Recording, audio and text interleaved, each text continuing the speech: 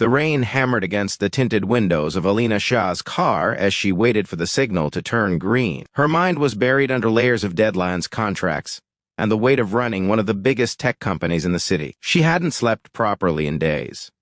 Her life was a cycle of meetings, approvals, and expectations, but that day something shattered the rim.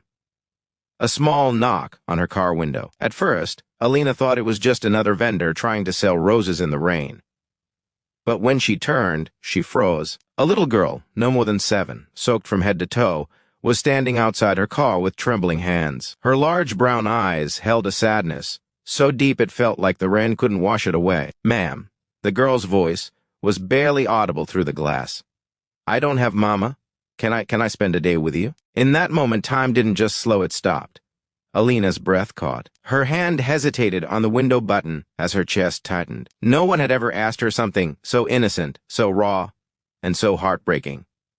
She opened the door immediately. The girl stepped back slightly, scared she had crossed a line. "I'm sorry," she whispered. I just didn't know where else to go." "What's your name?" Alina asked gently, kneeling to her level despite the rain soaking the hem of her expensive suit. "Zoya," the girl said. "Mama went to sleep and didn't wake up. Auntie said I was trouble and sent me outside when it rained. I didn't know where to go, so I came here because your car looked warm." The simplicity of her explanation cut deeper than any tragedy Alina had ever faced. Alina's mind flashed back to her own childhood, growing up without parents, raised by strangers who cared more about the money they received than the child they sheltered. She saw herself in that small, trembling girl, the loneliness, the fear, the begging for a place to belong. "Come," Alina said gently, helping her into the car. "You're safe now." As the car pulled away, Zoya sat silently, twisting the edge of her wet dress, her lips blue from the cold. Alina wrapped her coat around her. Zoya looked up, surprised. "No one ever gives me their warm things," she said softly. Alina swallowed the lump in her throat. "Well, I do." They reached Alina's penthouse, a building polished with luxury but empty of love.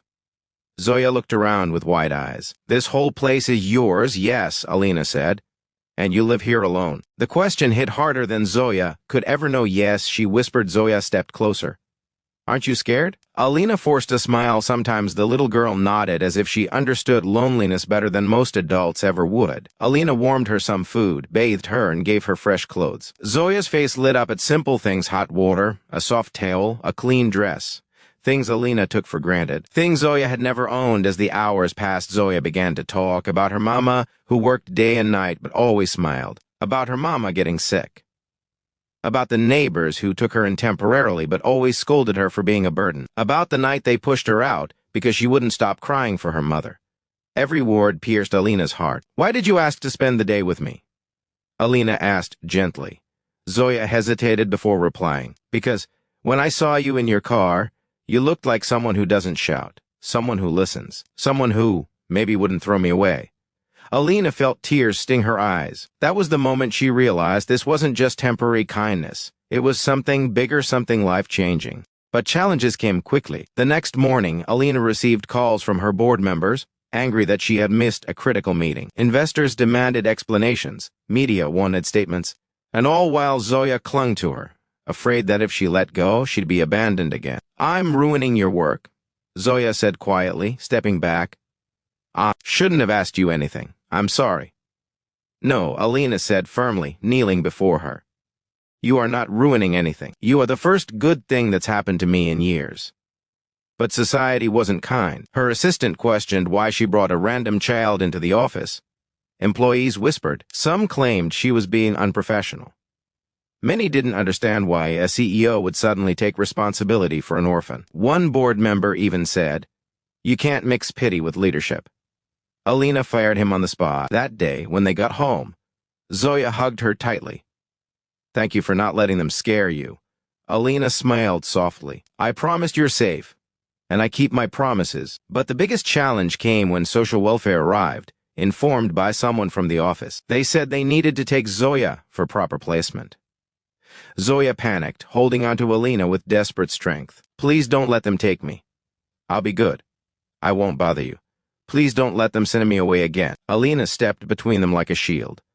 "She stays with me," she said, her voice steady but trembling with emotion. "Ma'am, you're not a guardian," the officer replied.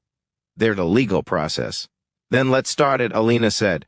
Right now. What followed were weeks of paperwork, interviews, background checks, home inspections, and legal hearings. The media questioned her motives.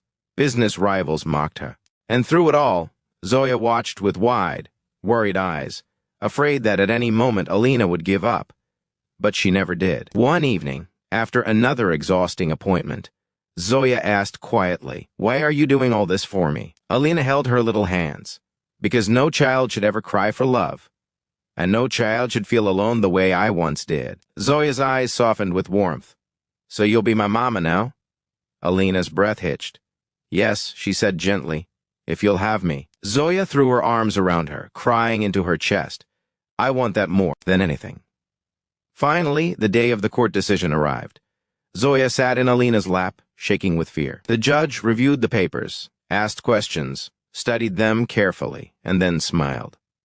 "Congratulations, Ms. Alina Shah. You are now the legal guardian of Zoya." Zoya gasped, then burst into tears, happy ones, overflowing ones. She hugged Alina so tightly it felt like she was holding on to life itself. When they left the courtroom, Zoya whispered, "Now I have a mama." "And I," Alina replied with tears in her eyes, "finally have a daughter.